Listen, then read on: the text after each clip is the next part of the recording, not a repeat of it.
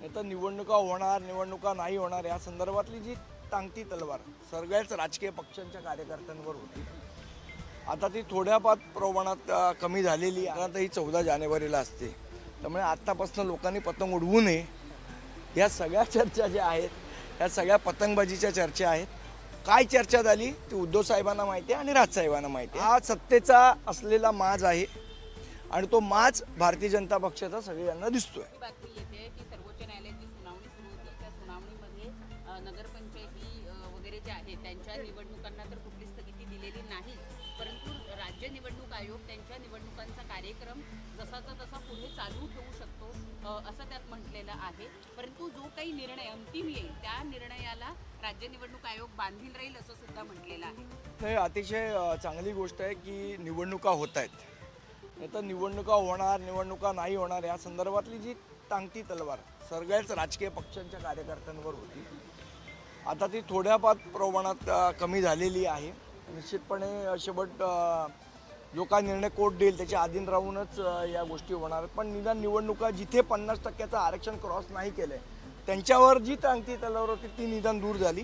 त्याबद्दल निश्चितपणे एक राजकीय कार्यकर्ता म्हणून आणि एक लोकशाही समर्थक म्हणून मला आनंद वाटतो की निवडणुका होणार आहेत। सगळ्यात महत्त्वाचं म्हणजे की वारंवार असं सुद्धा म्हटलं जात होतं की आरक्षणाचा खेळखुल्लबा करून जाणीवपूर्वक सगळ्या निवडणुका पुढे ढकलल्या जात आहेत, त्यामुळे एक भीतीचं वातावरण होतं सगळ्यांमध्ये। मी तेच तुम्हाला सांगितलं की ज्या पद्धतीने म्हणजे हे सगळं चाललेलं राजकीय कार्यकर्ते तर ऑलरेडी कामाला लागलेले, परत मग त्या निवडणुका स्थगिती होणार थांबणार आणि मग या सगळ्या गोष्टी होणार आणि त्या राजकीय कार्यकर्त्याचं मनोधैर्य पण शेवट खच्चीकरण होत असतं। त्यामुळे मला असं वाटतं हा निर्णय आला आहे, निश्चितपणे आनंद आहे त्याचा। संदीपजी, त्याचबरोबर आज तुम्ही आता इथे वायबी चव्हाण सेंटरला आलेला आहात। त्रिभाषा समिती आज इथं जनसुनावणी घेते, लोकांची मतं जाणून घेते। तुम्ही तुमचं मत नोंदवलं का, किंवा जे त्या ठिकाणी चालू आहे ती प्रक्रिया सगळी तुम्ही बघितली?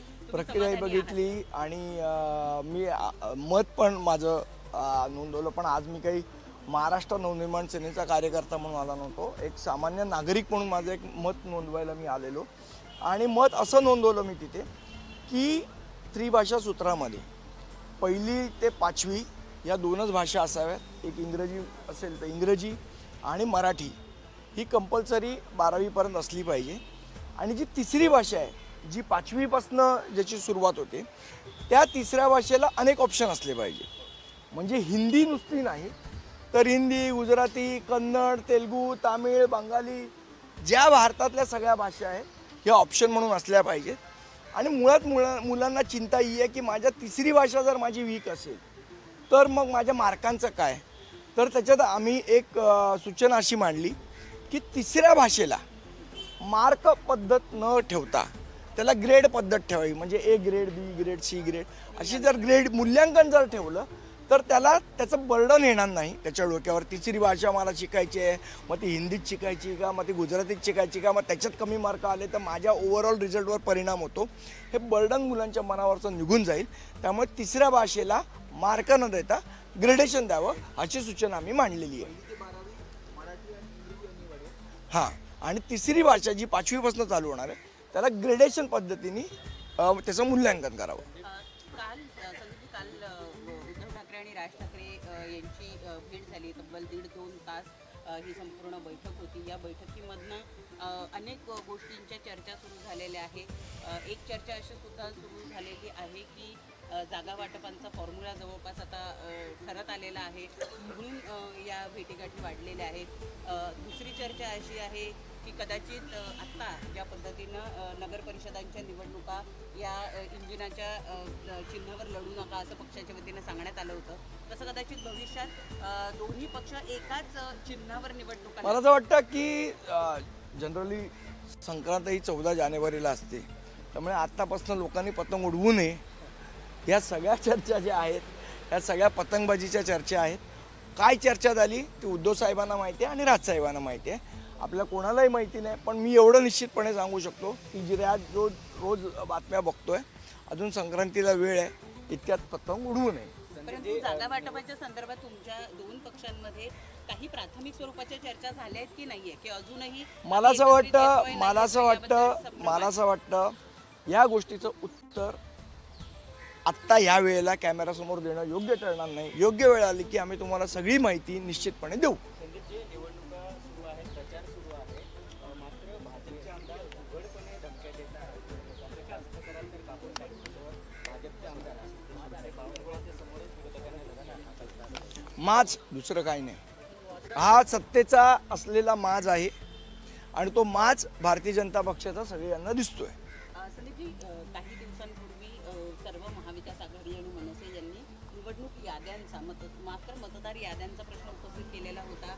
त्यानंतर मतदार याद्यांमधले जादाचे मतदार जे आहे दुबार मतदार आहे आम्ही डिलीट केलं असं निवडणूक आयोगानं सांगितलं होतं.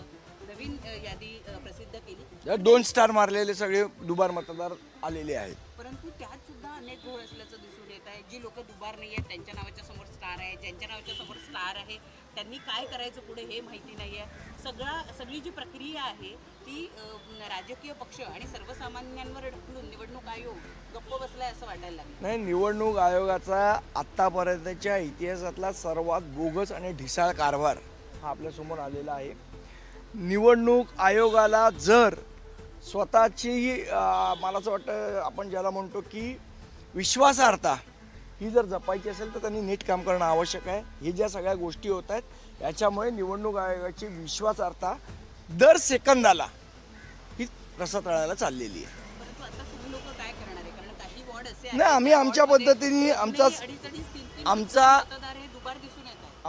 आमच्या पद्धतीने संघर्ष चालू आहे आणि त्यासाठी आपल्याला माहीत असेल तर याच्या 2-3 दिवसा अगोदर सन्माननीय आमचे नेते बाळा नांदगावकर, शिवसेनेचे आदित्य ठाकरे वगैरे ही सगळी मंडळी गेली होती. तो विरोधी पक्ष म्हणून जो निवडणूक आयोगाशी संघर्ष करायला पाहिजे तो आमचा चालू आहे. दुर्दैवाने सत्ताधारी पक्षाला वाटत नाही की मतदार याद्या क्लीन व्हाव्यात म्हणून ते आम्हाला पाठिंबा देत नाही आहेत.